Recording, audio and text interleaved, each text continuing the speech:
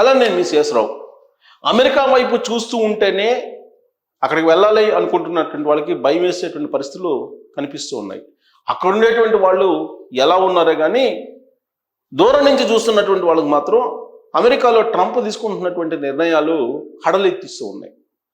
దానికి బలం చేకూరేలాగా విద్యార్థుల వీసాలు కూడా అలానే ఉన్నాయి. విద్యార్థులు అమెరికాకు వెళ్ళడం కూడా తగ్గించేశారు. ఈ సంవత్సరం దాదాపుగా 50% పైగా తగ్గిపోయినాయి అని చెప్పి డేటా చెప్తూ ఉంది. ఇలాంటి పరిస్థితి ఎందుకు వచ్చింది అని అంటే ట్రంప్ తీసుకుంటున్నటువంటి అనాలోచిత నిర్ణయాలు అనేది కొంతమంది అంటుంటే అక్కడున్నటువంటి వాళ్ళు కొంతమంది ట్రంప్ కరెక్ట్గానే చేస్తున్నారు, అంతకుముందు చట్టాలు ఉన్నాయి అవి ఇంప్లిమెంట్ కాలేదు, ఇప్పుడు ఇంప్లిమెంట్ చేస్తున్నారు అని చెప్పి కొంతమంది అంటున్నారు. రీసెంట్ వరకు కూడా అక్కడ green card holders happy feel అయ్యారు. H1B లేదంటే స్టూడెంట్స్ వీసాలు, డిపెండెంట్ వీసాలు వీళ్ళకి ఇబ్బంది కలుగుతుంది తప్పితే మాకు ఇబ్బంది లేదు అనేటువంటి ఫీలింగ్లో వాళ్ళు ఉండేవాళ్ళు. పైగా ట్రంప్ చేస్తున్నటువంటి నిర్ణయాలు లేదంటే చేస్తున్న పనులకు మద్దతు పలికారు చాలామంది. మన వాళ్ళు కూడా ఎన్ఆర్ఐలు అక్కడ గ్రీన్ కార్డ్ హోల్డర్స్. ఎందుకు? గ్రీన్ కార్డ్ హోల్డర్స్కి పౌరసత్వం ఉంటుంది, శాశ్వత నివాసం ఉంటుంది కాబట్టి మనకేం కాదు, మనం హ్యాపీ కదా అని చెప్పి అనుకున్నారు. ట్రంప్కి మద్దతు పలికారు, ట్రంప్కి ఓట్లు కూడా వేశారని చెప్పి తెలుస్తుంది. చాలామంది భారతీయులు కూడా ఎన్ఆర్ఐలు మన వాళ్ళు అక్కడికి వెళ్ళినటువంటి వాళ్ళు ఎక్కువ మంది. కానీ ఇప్పుడు సీన్ కట్ చేస్తే గ్రీన్ కార్డ్ హోల్డర్స్ కూడా పెయిన్ఫుల్గా ఉంది. ఇప్పుడు అక్కడ ఏంటి అని అంటే తాజాగా తీసుకున్న నిర్ణయం ప్రకారం, ట్రంప్ చెప్పిన దాని ప్రకారం లేదంటే అమెరికా ఉపాధ్యక్షుడు చెప్పిన దాని ప్రకారం గ్రీన్ కార్డు ఉన్నంత మాత్రాన మీరు శాశ్వత పౌరులు కాదు, కేవలం శాశ్వత నివాసులు మాత్రమే, శాశ్వత పౌరులు కాదు అని చెప్పి చెప్పారు. మరి దీంట్లో ఏంటి వ్యత్యాసం అనుకోవచ్చు. ఇప్పటి వరకు ఆరోగ్యానికి సంబంధించినటువంటి స్కీమ్స్ అక్కడ గ్రీన్ కార్డు హోల్డర్కి వర్తింపజేసేవాళ్ళు. కానీ ఇక నుంచి మీరు శాశ్వత పౌరులు కాదు, శాశ్వత నివాసులు మాత్రమే కాబట్టి మీకు ఈ హెల్త్ స్కీమ్స్ ఉపయోగపడవు, ఈ హెల్త్ స్కీమ్స్ వర్తింప చెయ్యము అని చెప్పి ట్రంప్ చెప్తున్నారు. ఒబామా కేర్ అని చెప్పేసి అక్కడ H1B వాళ్ళకు కూడా ఇంప్లిమెంట్ చేసేవాళ్ళు హెల్త్కి సంబంధించి. కానీ ఇప్పుడు తీసుకున్న నిర్ణయం ప్రకారం ఏంటంటే ఇక నుంచి ఆ ఫెసిలిటీ ఉండదు. ఒకటి. రెండు, లేటెస్ట్గా తీసుకున్నట్టు ఇంకొక అప్డేట్ ఏంటంటే H1B వీసా ఎలా ఇస్తారంటే గతంలో లాటరీ ప్రకారం ఇచ్చేవాళ్ళు, ఇక నుంచి లాటరీ ఉండదు, పర్ఫార్మెన్స్ బేస్ చేసుకొని మాత్రమే H1B వీసాలని అలాట్ చేస్తామని చెప్పి చెప్తున్నారు.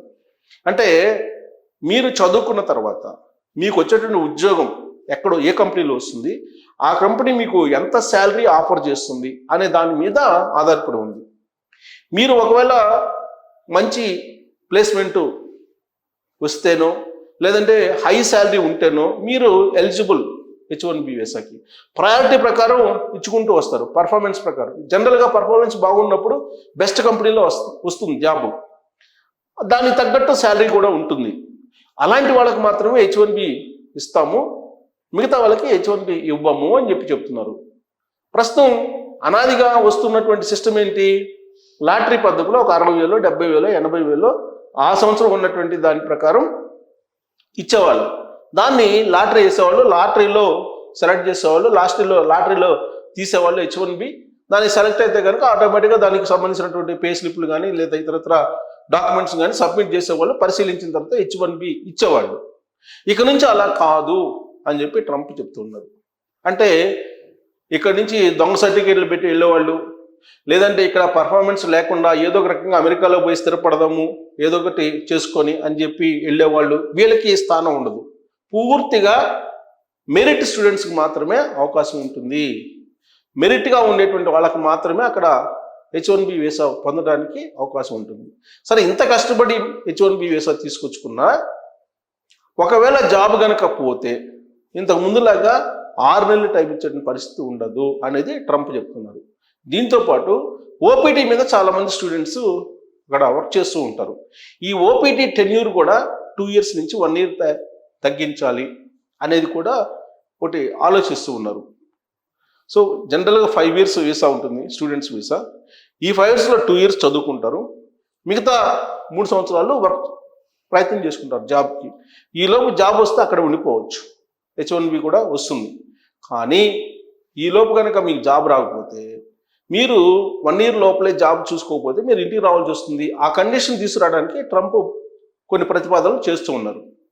ఇప్పుడు తాజాగా హోమ్ల్యాండ్ సెక్యూరిటీ కానీ, నేషనల్ సెక్యూరిటీ గార్డ్స్ కానీ వీళ్ళందరూ కూడా ఎక్కడ పడితే అక్కడ చెక్ చేస్తున్నారు స్టూడెంట్స్ని. వాళ్ళ సోషల్ మీడియా అకౌంట్స్ని చెక్ చేస్తున్నారు.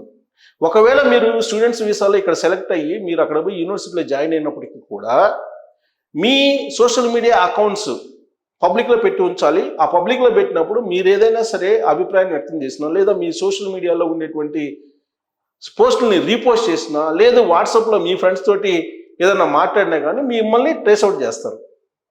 మీరు ఏం మాట్లాడుకుంటున్నారు, ఏం టెస్ట్ చేసుకుంటున్నారు, ఏ అభిప్రాయాల్ని షేర్ చేసుకుంటున్నారు, దీని మీద మీ భవిష్యత్తు అమెరికాలో ఆధారపడి ఉంటుంది. ఇది ఒక్క స్టూడెంట్స్కే కాదు, H1B వీసాదారులకి అదే పరిస్థితి, గ్రీన్ కార్డ్ హోల్డర్స్కి కూడా అదే పరిస్థితి. సో గ్రీన్ కార్డ్ హోల్డర్స్కి కూడా ఈ సోషల్ మీడియాకు సంబంధించినటువంటి అభిప్రాయాలు ఎలా షేర్ చేస్తున్నారు వీటన్నిటి కూడా అబ్జర్వ్ చేస్తున్నారు. అందుకే ట్రంప్ చాలా క్లియర్గా చెప్పారు, మీకు గ్రీన్ కార్డు ఉన్నంత మాత్రాన మీరేమీ శాశ్వత పౌరులు కాదు అని చెప్పి ఆయన చెప్తూ ఉన్నారు. చెప్తున్నటువంటి క్రమంలో ఇప్పుడు రకరకాల అంశాలు మారుస్తూ ఉన్నారు ఆయన. ఇప్పుడు తాజాగా మొత్తం నేరస్తులు ఎవరైతే ఉన్నారో, కేసులు ఎవరైతే ఉన్నాయో వాళ్ళందరినీ పంపించేసేయండి, దేశం నుంచి తరివేయండి అని చెప్పి ఒక పరుషమైనటువంటి పదజాలంతో ఆయన మాట్లాడుతూ ఉన్నారు. రీసెంట్గా ఒక ఇన్సిడెంట్ జరిగింది.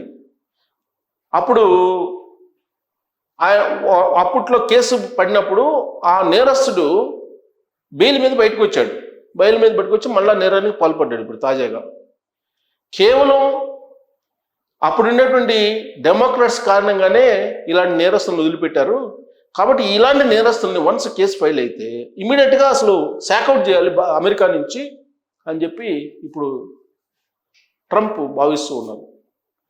సో ఇలాంటి పరిస్థితుల్లో అమెరికాలో ఉండడం, లేదంటే అమెరికాలో ఉండాలి అనుకోవడం కత్తి మీద సామ్యం.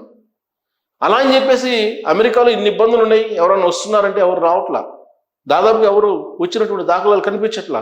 ఏదో ఒక రకంగా అక్కడే ఉండాలి, అక్కడే స్థిరపడిపోవాలి, అక్కడే మెరుగైనటువంటి జీవన విధానం ఉంది, జీవనం కూడా ఉంది అని చెప్పి భావిస్తున్నారు. నిజమే, దీంట్లో అబద్ధం ఏమి లేదు. మెరుగైనటువంటి జీవితం కోసం, మెరుగైన జీవనం కోసం అమెరికా లాంటి దేశాలకు వెళ్తూ ఉన్నారు. కానీ అక్కడ పరిస్థితులు బాగాలేనప్పుడు ఎలా ఉండాలి అనేది కూడా ఇప్పుడు కొంతమంది శిక్షణ ఇస్తున్నారు ప్రత్యేకంగా. ఆ దేశానికి వెళ్ళినప్పుడు ఆ దేశం మీద నువ్వు భక్తి కలిగి ఉండాలి, ఆ దేశానికి సంబంధించిన చట్టాలను గౌరవించాలి, ఆ దేశానికి సంబంధించిన చట్టాలకు అనుగుణంగా ఉండాలి, ఆ దేశానికి సంబంధించిన నిబంధనల ప్రకారం మసలుకోవాలి. ఇవన్నీ ఉంటేనే అమెరికాలో ఉండేటువంటి పరిస్థితి. దాదాపు 13 లక్షల మంది ఇల్లీగల్ ఇమిగ్రెంట్స్ ఆ దేశంలో ఉన్నారు. వాళ్ళల్లో కనీసం 30-40 వేల మందిని మాత్రమే పంపించగలిగారు, కాళ్ళు చేతులు కట్టేసి ప్రత్యేక విమానాల్లో ట్రంప్ వచ్చిన తర్వాత. కానీ మిగతా వాళ్ళు ఇప్పుడు కూడా అక్కడే ఉన్నారు. మరి ఇలాంటి వాళ్ళని ఎలా పంపించాలని ఇప్పటికి కూడా ఆయన ప్రయత్నం చేస్తున్నారు. ఇప్పుడు తాజాగా ఇంకొక నిబంధన కూడా తీసుకొచ్చారు. ఒకవేళ భార్య మీద ఏదైనా మీరు కోప్పడినా, లేదు భార్య గృహహింస చట్టం కింద కేసు పెట్టినా శాశ్వతంగా ఆ వీసా రద్దు చేయబడును, మరోసారి అమెరికాలోకి నో ఎంట్రీ అనేటువంటిది కూడా ఇప్పుడు చెప్తున్నారు. కాబట్టి H1 విషయంలో ఇప్పుడు తాజాగా తీసుకున్న నిర్ణయం ప్రకారం అయితే మీరు టాలెంట్ అయితేనే H1 వస్తుంది, అదర్వైజ్ లాటరీ సిస్టమ్ అనేది ఉండదు, లాటరీ కొట్టడానికి ఛాన్స్ లేదు. మీరు టాలెంట్ అయితేనే మీరు అక్కడ H1B వస్తుంది, మీరు టాలెంట్ లేకపోతే H1B రాదు. సో కాబట్టి మీరు టాలెంటా లేదా అనేది మీరు క్యాలిక్యులేట్ చేసుకొని మీరు అమెరికాకి వెళ్ళండి. అక్కడ బహుశా మీరు టాలెంట్ వాళ్ళు అయితే మాత్రం ఖచ్చితంగా H1B వీసా వస్తుంది. అక్కడ నిబంధనల ప్రకారం కనుక మీరు మసలుకుంటే మీరు అక్కడ ఉండొచ్చు. ఇలాంటి పరిణామాల నడుమ అక్కడ ఉండడం అనేది సెకండ్ గ్రేడ్ పౌరుడుగానో థర్డ్ గ్రేడ్ పౌరులుగానో ఉండాల్సి వస్తుంది అక్కడ అయితే మాత్రం. ఎందుకంటే అమెరికన్ ఫస్ట్ అంటున్నాడు ట్రంప్, అంటే మిగతా వాళ్ళు సెకండ్ థర్డేనే కదా లెక్క. సో ఇలాంటి పరిస్థితుల నడుమ అక్కడ ఉంటున్నారు, అక్కడి నుంచి మీరు ఇక్కడికి డబ్బు పంపిస్తున్నారు, ఎంతో కొంత దేశానికి ఉపయోగపడుతున్నారు. ఇదంతా కూడా పాజిటివ్ దృక్పథమే. కాకపోతే ట్రంప్ పెడుతున్నటువంటి ఈ నిబంధనలు మన ఎన్ఆర్ఐలని ఎలాంటి ఇబ్బందులు పెడుతున్నాయి అనేది ఇక్కడి నుంచి చూస్తే కనుక కొంత ఆందోళనగా ఉంది. అక్కడ ఉండేటువంటి వాళ్ళకి మరి ఎలా ఉంది అనేది మీరు ట్రోల్ చేయొచ్చు. Thank you.